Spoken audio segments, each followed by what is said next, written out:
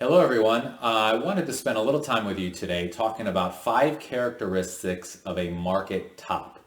Now, historically, the market leaves clues. So it leaves clues when things are really good, and it leaves clues when the markets are not really good. In other words, what I mean is by studying past stock markets and past asset classes, it gives us a better idea of what the markets and what that asset class may do going forward. And as they say, history doesn't necessarily repeat itself, but it rhymes. So I'm going to talk about 5 characteristics of a market top that I think you'd find of value. Now, I'm bringing this up today because I'm not saying that we're at a market top, but there are some characteristics today that we think are showing some concerns of a market top. So the first, again, these are in no particular order, is excessive bullishness. So when folks say people are bullish, that means they think an asset class or an investment is going to go up. So they believe in its upside appreciation. So again, one of the characteristics that tends to show up in market tops is excessive bullishness. And many times that comes in the form of investor sentiment. So one of the most famous investors, at least of this generation, is Carl Icahn. He says, when most investors, including the pros, all agree on something, they're usually wrong. The market has a way of fooling most of the people most of the time. Something to consider is very true. Warren Buffett is very famous for saying, be very fearful when others are greedy and greedy when others are fearful. And a gentleman by the name of John Hussman, who's actually a very good money manager, he talks about excessive bullishness, in particular bubbles. He says, and investors pay for security because they look in their rearview mirror, decide that it always goes up over time, and they convince themselves that expected future returns are always positive, then you have a bubble.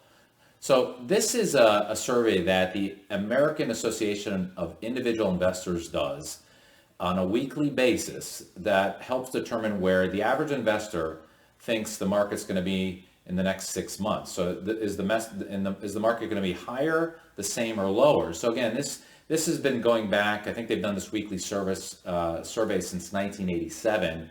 So again, to determine where folks think the markets are going to be, and they come up with a ratio: bullish, neutral, or bearish. So again, markets tend to top when there's overly excessive bullishness. So back in 2000, we all remember when we had the dot-com bust, right? So 99, 2000, when the dot-com bust peaked, again, the market has a way to fool most of the people most of the time. And generally, the crowd is almost always wrong. So at the market peak, around the peak of the dot-com bust, you saw the excessive bullishness. This is when many companies were changing their name to .com from what they were before. And we saw, at least back then, those stocks skyrocket. So again, we had excessive bullishness back then.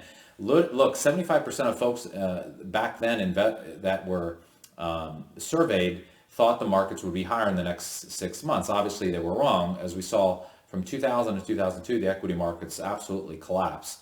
And again, on the bearish note, very few people, only 13% of those that were surveyed were actually bearish. Fast forward many years later to the financial crisis. So we had the financial crisis. The market topped out around the fall of '07. Obviously, '08, the equity markets were down 38% as referenced by the S&P. But they actually bottomed in March of 2009. So again, the crowd is usually wrong in mass, at least historically. So you saw the opposite happen when there was excessive bearishness. Only 19% of folks were actually bullish back in March of 2009. That's when the markets actually bottomed, and 70% were bearish. So again, usually the crowd is wrong, and this is something that historically we look at to identify where we think the market is in terms of a trend on the upside or the downside. So again, something to consider when looking at characteristics of the market top. Again, market tops tend to happen when people are overly bullish. Another factor that often shows up when looking at historical market tops is again something called investor sentiment, but in particular the put-call ratio. Now, the put-call ratio is a ratio that is historically defined by options contracts. So you may have heard of an option contract when folks buy put options. They believe that that underlying investment is going to depreciate.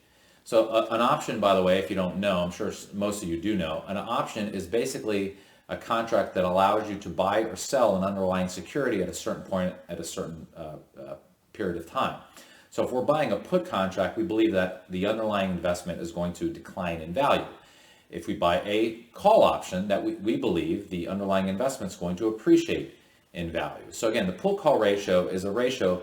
The bottom line is that buyers of put options, again, are bearish. Again, they think the asset's going to decline and are expecting prices to go down.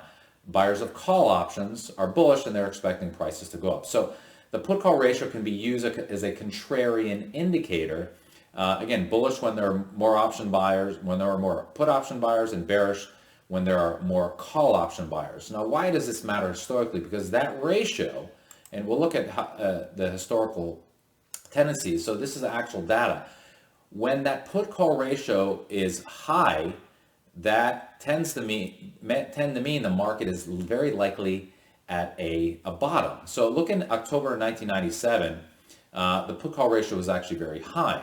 Again, the average investor tends to be wrong, on average. So versus July of 1997, that's when the market was at a peak, when that put call ratio was actually low. And again, look at September 2001, when the market was actually at a bottom, or at least in that time frame, the put call ratio was very high. Again, what we're seeing right now is a put call ratio that is actually quite low. As of the time of this recording, the put call ratio is around 45 to 50. Again, I'm not saying that we're at a market top, but it's a characteristic that's showing up. Again, the lower that ratio historically, that typically means we're at at least a near-term peak of the market. The higher that ratio, we're very likely at a market bottom. So again, something to consider. Another factor that shows up in market tops is high price to earnings ratio. So again, the price to earnings ratio, and again, also known as the PE ratio, you probably have heard of this before, is what someone is willing to pay per dollar of company earnings. So again, the ratio is basically an indicator of what is very likely excessive froth and speculation. And again, the higher the ratio, the more likely we're at a market top. The lower the ratio, the more likely we're near a market bottom. Now, historically, the S&P 500 has a PE ratio of about 17. So just by historical perspectives.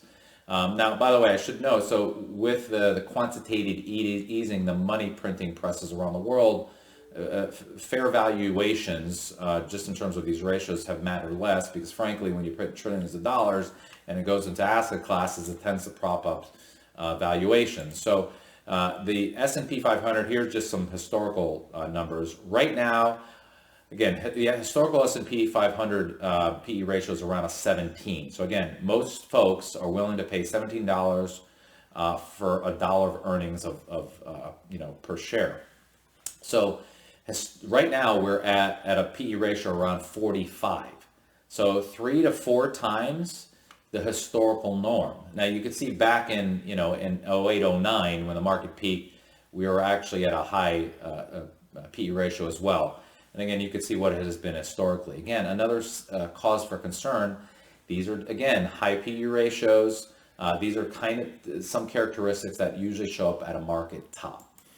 Again, extended valuations. You could see this regression line over time, where, as an example, when the PE ratio gets too far above that regression line or the mean, we tend to have a big correction or a large pullback, because the tendency is for the market to get back to what is at a historical norm. Now, again, right now, as of May, as I'm recording this as of late May 2021, we're about 170% above that regression line. Again, something to consider and be potentially cautious when we're investing in the equity market. So again, you can see how the PE ratios been high or low over time in these respective years. Again, extreme evaluations. So here's some examples when we've had, and many of these companies actually earn no money, meaning there's no earnings. So here's one IPO most recently, Snowflake. It was a $60 billion valuation. They actually lose money. They lose somewhere around $200 million They've lost, but there was no PE ratio. But there was a 230 times trailing revenue. Again, no earnings. So obviously when the markets are frothy and they tend to pay a premium for what is perceived as a high growth company.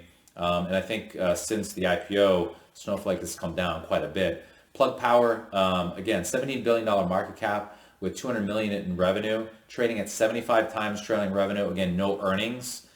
Square, very highly regarded technology company, $100 billion valuation with earnings of 213 million. Again, over a 300 PE ratio. Again, historical norm in the S&P 500 is 17. So think about that.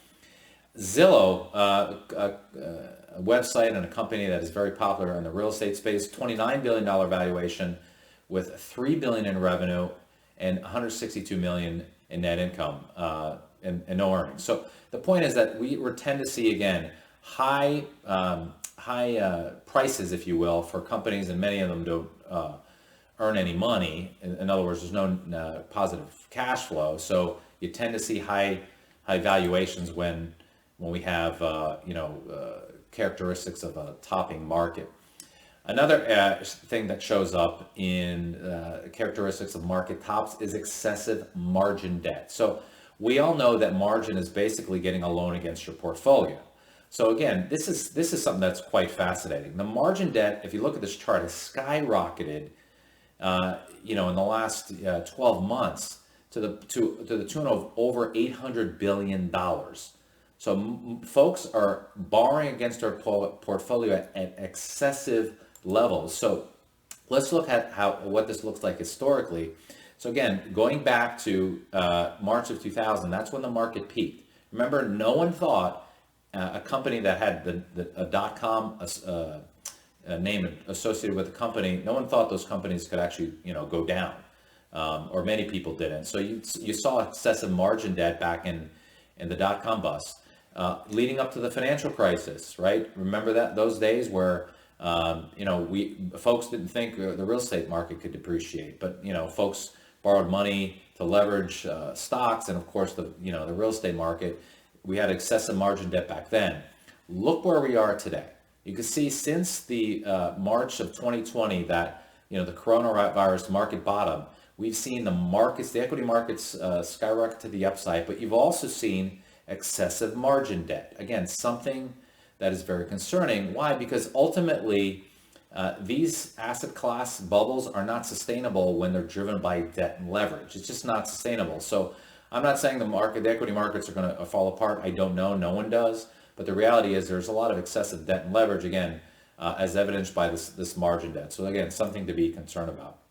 The fifth characteristic that often shows up in a market top is manias or bubbles. So we're seeing this from the crypto space to crypto art to something called NFTs. You've probably heard about that in the news lately, to trading cards. So investment manias are abound. And as an example, you all know that the Bitcoin and the cryptocurrency space has been really crazy lately in the blockchain space. A lot of noise in conversation in the space around that. Well, a company called Bioptics, a small biosciences company, changed the name some years ago to Riot Blockchain, again, because it had association with cryptocurrencies during the Bitcoin frenzy in 2017. A simple name change in a short period of time moved their stock price from $6 a share to $29 a share. Think about that. Simply because of a name change. Those things do not happen at market bottoms. They happen at the top of the market when there's excessive debt and leverage and manias. Remember I said earlier that companies who changed their name in the .com years to .com, so it could have been chrisnichols.com, whereas previously it was Chris Nichols, by just adding the .com, a lot of companies just skyrocketed in value. We're seeing that a lot, and again, I'm using Bioptics as an example. Now they're known as Riot Blockchain. So again, without yet having engaged in anything to do with Bitcoin, this company, and again, I'm using an example, the sheer changing of the company's name to include blockchain caused the stock to soar 400% in a matter of days. So again, we looked at a number of characteristics today that often show up at market tops. So whether it's excessive bullishness, Remember, we talked about that investment sentiment survey, that weekly survey that's been going back to 1987, or the put call ratio, or excessive bullishness, i.e. manias. Be careful when you're investing today. And it's important by studying the past equity markets and past asset classes to help you make better and informed decisions today. So when you have more tools, when you're more confident because of the information you have, I think you'll have a lot more clarity, and of course, be able to better navigate the market. So one last thing I wanted to mention again. Here's the globe. The company filed for an IPO back in November of 1998, and the stock was up over 600%. Remember I said the dot-com bust? Back then, it was the same thing. So just be careful of manias. Thanks again for watching. I hope you found this information valuable, and we'll catch you around. Thanks again. Have a great day.